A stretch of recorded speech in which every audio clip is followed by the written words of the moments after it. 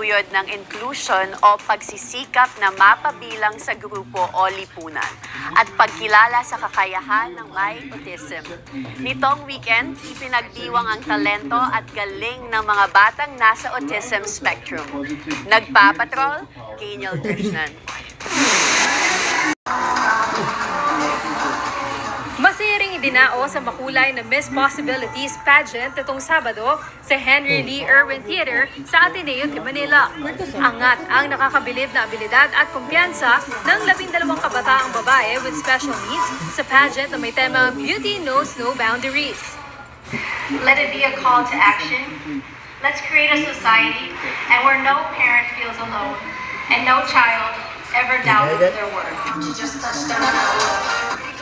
Kasabay naman nila sa Fashion Walk ang ilang personalidad na katuwang ng Miss Possibilities Foundation.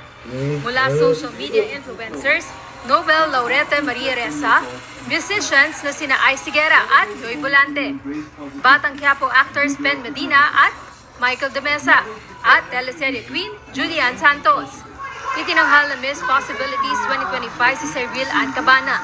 Pinangaralan din ang iba pang candidates sa mga title tulad ng Miss Talented, Miss Empowered, Miss Adorable, Miss Unstoppable, Miss Charming, Miss Creative at ilan pa. Gino Krishnan, ABS-CBN News.